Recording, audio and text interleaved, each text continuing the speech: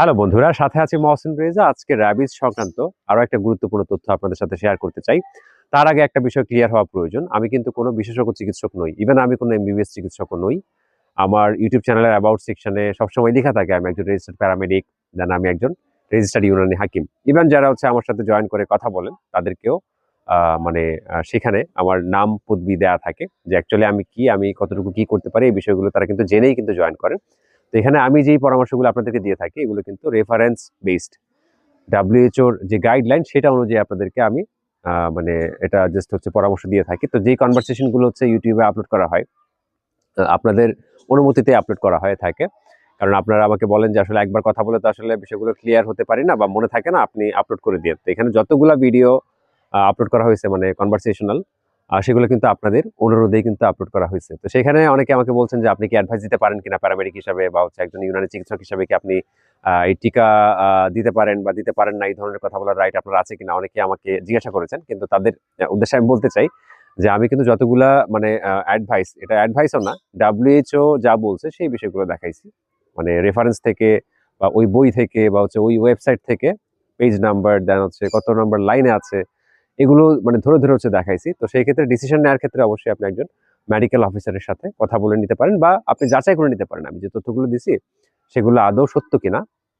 সেই মেডিকেল অফিসারের সাথে আপনি কথা বলে যাচাই করে নিতে পারেন। দেন আপনার কাছে যদি রিলায়েবল মনে হয় সেক্ষেত্রে মেডিকেল অফিসার যা ডিসিশন দেয় সেটা নিয়ে আপনি কাজ করবেন। আমি বলি না যে আমার কোনো কথা, এখানে আমার কোনো কথা না, আমি ডাব্লিউএইচওর রেফারেন্স অনুযায়ী চলি বা ওই তথ্যগুলোই আপনাদেরকে মানে পৌঁছানোর চেষ্টা করে থাকি আর কি। এটাই আমার কাজ। এখানে আমি যে কথাগুলো বলি বা আপনি টিকা দিতে পারবেন বা পারবেন না, এখানে আমার কোনো কথাই চলে না। আমি জাস্ট ওই রেফারেন্স বেসডই আপনাদেরকে তথ্যগুলো দিয়ে থাকি। তো যাই হোক, এগুলো নিয়ে যারা বিভ্রান্ত ছড়াচ্ছেন বা আমাকে দেখা যায় মানে দোষারোপ করছেন যে আপনি এটা করতে পারেন না, মানে আসলে তাদের উদ্দেশ্যে আর কিছু বলার নাই। জাস্ট মানে জনসচেতনতা মানে সৃষ্টির লক্ষ্যেই কিন্তু আমি কাজগুলো করে যাচ্ছি। কারণ র্যাবিজ সংক্রান্ত এরকম অনেক অজানা তথ্য আছে যেগুলো আপনারাই মানে অনলাইন থেকেই সংগ্রহ করতে পারেন, বাট আপনারা করেন না। দ্যাটস ওয়াই ওই বিষয়গুলি আপনাদের, যে বিষয়গুলো আপনারা নিজেরাই ঘেঁটে বের করতে পারেন কিন্তু করেন না, সেগুলোই আমি একজন স্বাস্থ্যকর্মী হিসাবে, একজন প্যারামেডিক হিসাবে, প্রাথমিক চিকিৎসক হিসাবে বা একজন ইউনানি চিকিৎসক হিসাবে আমার দায়িত্বের মধ্যে পড়ে যেগুলো আপনাদের অবগতির মধ্যে নিয়ে আসা। তো সেই লক্ষ্যে কিন্তু আমি কাজ করে যাচ্ছি। তো যারা বাধা দিতে যাচ্ছেন তাদের আসলে কোনো ভ্যালিড কোনো মানে রিজন তারা দেখাতে পারেননি। তো যাই হোক, ওইগুলার কথা না বললাম, তো মূল টপিকে ফিরে আসি। আজকের ভিডিওর যে টপিক সেটা হচ্ছে আপনার ভ্যাকসিনের কোনো ডোজ যদি মিস হয়ে যায়, মানে র্যাবিসের টিকা চলাকালীন এরকম হয় না অনেক সময়, এরকম কিন্তু আমার সাথে অনেকে কথা বলছেন যে মানে 0তম দিনের ডোজটা দেওয়ার পরে, মানে প্রথম ডোজটা দেওয়ার পরে দ্বিতীয় ডোজটা তো আপনার তৃতীয় দিন দিতে হয়, ঠিক না? মাঝখানে 2 দিন গ্যাপ দিয়ে দিতে হয়। তো সেটার ক্ষেত্রে অনেক সময় এরকম হয় যে রোগী কোনো কারণে ভুলে যায় বা তার জ্বর থাকে বা অন্য সমস্যার কারণে সে দিতে পারে না। তো এরকম যদি হয় সেই ক্ষেত্রে কিন্তু মানে এই ডোজটা আবার রিস্টার্ট করতে হবে কিনা এটা কিন্তু অনেকে প্রশ্ন করেন। ইভেন গতকালকে একজনের সাথে কথা বলছি, তার 7ম দিনের ডোজটা মিস হয়ে গেছে, মানে তৃতীয় ডোজটা মিস হয়ে গেছে আর কি। মানে 0তম দিন, তৃতীয়তম দিন 2টা ডোজ নিছে। দেন তৃতীয় যে ডোজটা 7ম দিনে নেবে সেটা মিস হয়ে গেছে। তো মানে পরদিন হাসপাতালে যাওয়ার পরে সেখানে কর্তব্যরত নার্স বলছে যে আপনাকে আবার এটা রিস্টার্ট করতে হবে। মানে উনি দেখা যায় পরবর্তীতে যে ইউটিউবে ভিডিও ঘেটে দেন আমার সাথে কথা বলেছে গতকালকে। তো এই বিষয়টা যেহেতু আসলে একটু কি বলবো, মানে এই বিষয়ে যেহেতু প্রশ্ন খুব বেশি আসছে, তো সেটা মানে ক্লিয়ার করা প্রয়োজন। দ্যাটস ওয়াই এই ভিডিওটা করছি। তো সেটার উত্তর এক কথায় যে এই মিস যে ডোজটা হলো, একদিন পার হয়ে গেছে, তো এই ক্ষেত্রে কি আপনি কি আবার নতুন করে টিকার কোর্স শুরু করবেন? এক কথায় না, এরকমটা করা যাবে না। ডাব্লিউএইচওর যে পজিশন পেপার আছে 2018 এর, এই পেজটা আমি আপনাকে দেখাচ্ছি। সেটার মধ্যে লিখে রাখছে যদি কোনো কারণে কোনো ডোজ যদি ডিলে হয়ে যায়, ঠিক আছে? এখানে ডিলে বলতে কেমন ডিলে এটা লিখে নিই, বলছে যে ডিলে হলে সেই ক্ষেত্রেও কিন্তু এটা মানে রিস্টার্ট করা যাবে না, এটাকে রিজিউম করতে হবে। ধরেন আপনার এই যে একটা তারিখে আপনি মিস করলেন, 2-3 দিন ওভার হয়ে গেল, তার পরবর্তীতে আপনার যখন আপনি দিতে পারলেন, তো ওনার অলরেডি 3 দিন কিন্তু গ্যাপ হয়ে গেছে, 3 দিন চলে গেছে, মানে 10ম দিনে উনি চলে আসে। তাই আমি বলছি যে দ্রুত এই যে ডাব্লিউএইচওর গাইডলাইন অনুযায়ী আপনি টিকা নিতে পারেন। আর যেখানে দায়িত্বরত যে মেডিকেল অফিসার আছে, এখানে আপনি নার্সের কথা তো শোনার প্রয়োজন নাই। দায়িত্বরত যে মেডিকেল অফিসার আছে তার সাথে ব্যাপারটা শেয়ার করলেও কিন্তু তিনি অবশ্যই আপনাকে কোঅপারেট করবেন।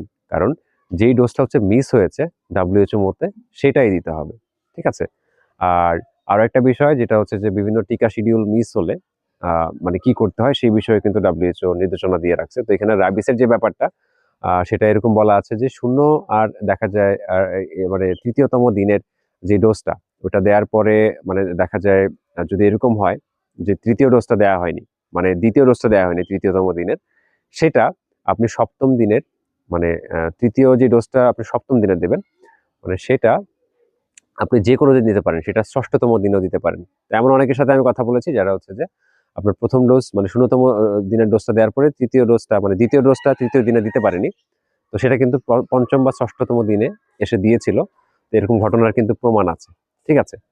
তো এখন ৭ম দিনের আগে যেকোনো দিনই কিন্তু ২য় ডোজটা মানে যেটা হচ্ছে ৩য় দিনে দেওয়ার কথা ছিল, এই ২য় ডোজটা কিন্তু ৫ম দিনেও আপনি দিতে পারেন বা ৬ষ্ঠতম দিনেও দিতে পারেন যদি এটা টাইমলি দেয়া না হয়। কিন্তু যদি কোনো কারণে মানে একদম ৭ম দিন চলে আসে, মানে ৩য় টিকা দেয়ার টাইমটা চলে আসে, সেই ক্ষেত্রে আর দেয়া যাবে না। ঠিক আছে? এরকমটা কিন্তু বলা আছে। আর এই রেফারেন্স গুলো আমি ভিডিওতেই দেখিয়ে দিলাম। আর আপনাদের কারো যদি প্রয়োজন হয় সেক্ষেত্রে ডেসক্রিপশন বক্সে একটা লিঙ্ক দেওয়া থাকবে WHO র অফিসিয়াল ওয়েবসাইট থেকে আপনারা এই পজিশন পেপারটা নামিয়ে বা ডাউনলোড করে পড়ে নিতে পারেন। ঠিক আছে? তো এই যে মিসগাইড গুলো যে করা হচ্ছে, এই যে হসপিটালের যে নার্স, উনার কাজ হচ্ছে টিকা দেয়া। হ্যাঁ, প্র্যাকটিসের কারণে উনি এটা খুব বেশি জানতে পারে। বাট একদিন ওভার হয়েছে। এজন্য টিকাটা রিস্টার্ট করতে উনি বলে দিল। কিন্তু WHO বলল না। WHO দেখা যায় মানে আমাদের এই যে আ আ স্বাস্থ্য দেন হচ্ছে আদার্স এত বিষয় নিয়ে হচ্ছে গবেষণা করছে, ইয়ে করছে। WHO এই কথাটা বলল না কিন্তু একটা নার্স, সরকারি হাসপাতালের নার্স টিকাটা দিতে হচ্ছে ডিনাই করল। এই হচ্ছে আমাদের চিকিৎসা ব্যবস্থা। তো আশা করি এগুলা মানে খুব দ্রুত নির্মূল হয়ে যাবে বা আ তারা তাদেরকে হচ্ছে সংশোধন করে নেবে। তো আমি ওই ভদ্রমহিলাকে বলে দিয়েছি যেন দ্রুত মেডিকেল অফিসারের সাথে যোগাযোগ করেন, দেন তিনি অবশ্যই এটা কোঅপারেট করবেন। কারণ নতুন করে ভ্যাকসিন মানে দেখা যায় কোর্স শুরু করার কোনো প্রয়োজন পড়ে না WHO মতে। ঠিক আছে? তো এটাও কিন্তু রেফারেন্স বেসড। এখানে আমিও কোনো আদেশ দেইনি। আমি বলেছি যে মানে মেডিকেল অফিসারের অবগতিতে দিয়ে দেন হচ্ছে আপনি সেটা নিতে পারবেন, কোনো সমস্যা হবে না। ঠিক আছে? আর ওই ভদ্রমহিলা আ দেখা যায় আইডিতে যেহেতু দিয়েছিলেন আমি চাচ্ছিলাম যে রুটটা যেন পরিবর্তন না হয়। কারণ টিকাটা যে রুটে শুরু করেছে সেই রুটে না দিলেও দেখা যায় এখন মাংসেও দিতে পারে। কারণ আইডিটা তো আর ফার্মেসিতে যারা বসে থাকে ফার্মাসিস্ট তারা অনেক ক্ষেত্রে দিতে পারবে না। কারণ এটা স্পেশাল ট্রেনিং লাগে। এটা সাবকিউটেনিয়াস ইনজেকশনও না। তো সেই ক্ষেত্রে রিস্ক হয়ে যায়। এজন্য আমি বলেছি যে আপনি আইডিটাই দিয়ে নেন। সরকারি হাসপাতালে গিয়ে মেডিকেল অফিসারকে ব্যাপারটা জানিয়ে দেন হচ্ছে আপনি আইডিতেই ওই ডোজটা দিয়ে ফেলেন। আর না হলে অল্টারনেটিভ হিসেবে কিন্তু মাংসতেও আপনার দেয়া যায়। এই কথাটাও বলা আছে WHO র এই একই রেফারেন্স একই লাইনেই কিন্তু বলা আছে যে রুটও চেঞ্জ করা যাবে খুব জরুরি ক্ষেত্রে। যে ক্ষেত্রে হচ্ছে যে কোনো কারণে আইডি দেওয়ার লোক নাই। আর সেক্ষেত্রে IM দিয়ে সেটা মানে পরিপূর্ণ করা যেতে পারে।